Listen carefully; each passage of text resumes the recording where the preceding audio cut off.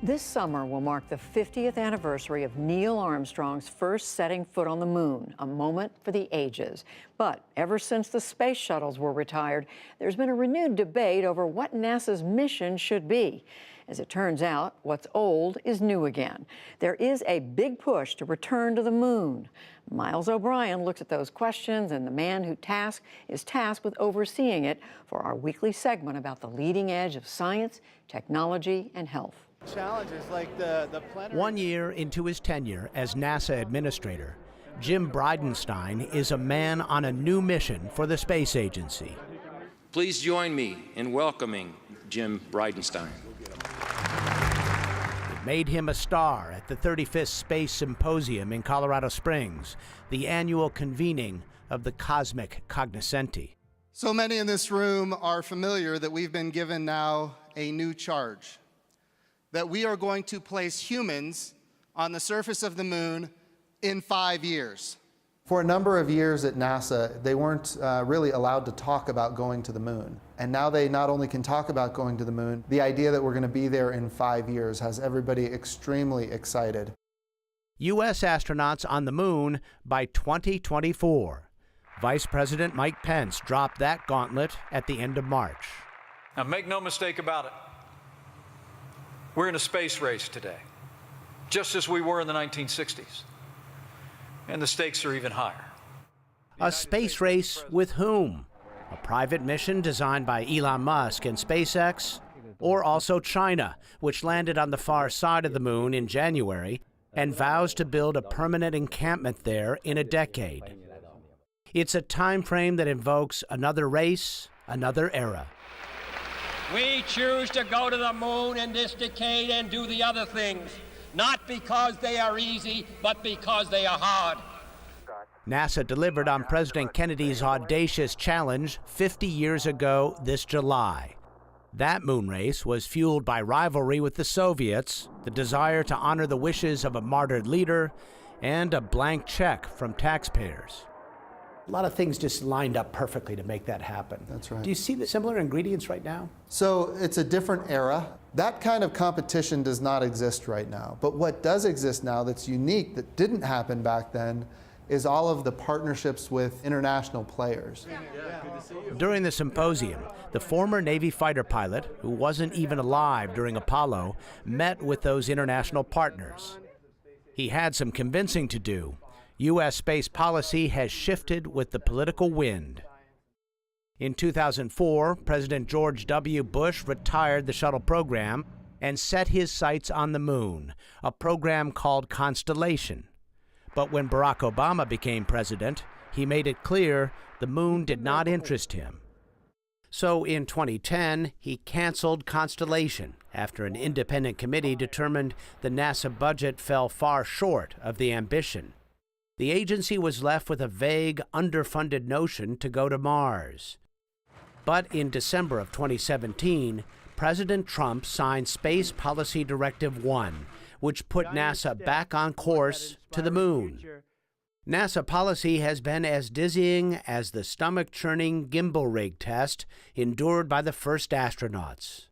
When you talk to your counterparts, as you did earlier today, and you tell them, we're going to be there in 5 years, we need your help, are they kind of hanging onto their wallet a little bit? Are they a little skeptical? We are anxiously anticipating the resources that come from these other countries. But you're right, not every country will participate at the same level, and we're okay with that. All the big spacefaring nations were here, except China, conspicuous in its absence. What are your thoughts on whether China should somehow be brought into this partnership?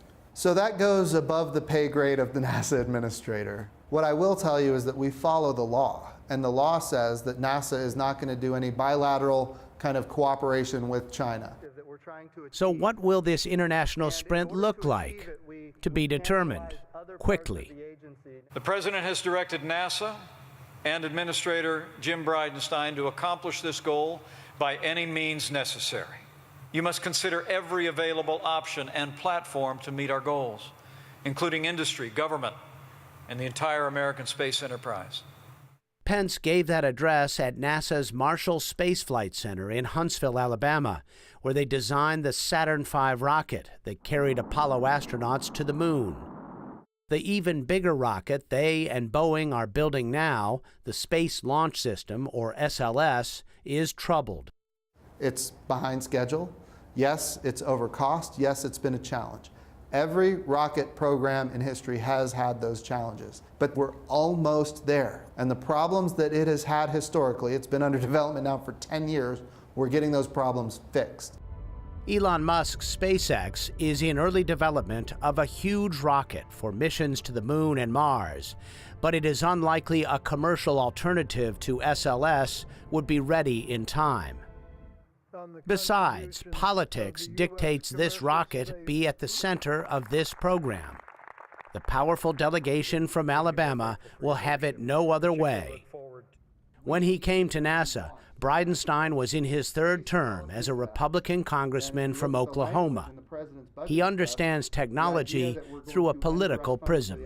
There's two kinds of risk. There's the technical risk, and then there's the political risk. As a member of Congress, I can tell you I've seen it.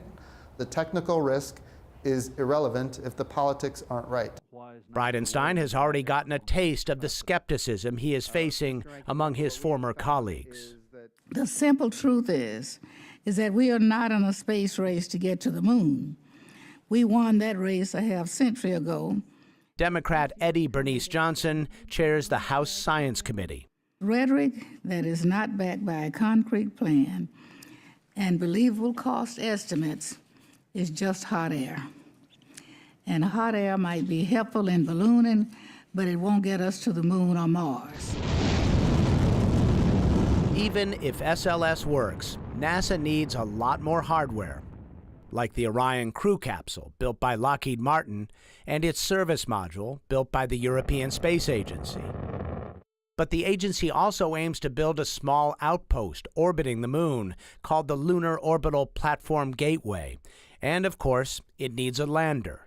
How are you guys? Bridenstine is hoping for help from international partners or maybe commercial players. Why 5 years? A lot of people look at it and say this syncs up with the political calendar perhaps a little bit suspiciously. Is there a political motivation to all this? I don't think so at all. If there is, nobody has talked to me about it. So I'll tell you what I think it is. The idea that these long timelines allow the agency to be cast to and fro by political whims, that's what we're trying to avoid. The plan is more than a sprint followed by flags, footprints, and photos. NASA hopes it will be the beginning of a permanent outpost near the lunar South Pole, a base for science and a proving ground for a mission to Mars. The concern has always been that on paper that's a great idea. It's a springboard to Mars. It also could be a cul-de-sac or a dead end, right, because there's only so much money and interest, and that's it right, could lose momentum. Yeah. So you're right. If we get bogged down on the moon and we put all of our resources there, then we're not going to get to Mars. So we don't want that to happen. Speed, sustainability, and safety all at once will not be cheap. There is an expression in the space world made popular in the 1983 movie The Right Stuff. No bucks, no Buck Rogers. And in those glory days, NASA had a whole lot of bucks. We copy you down, Eagle. More than twice the budget it gets now.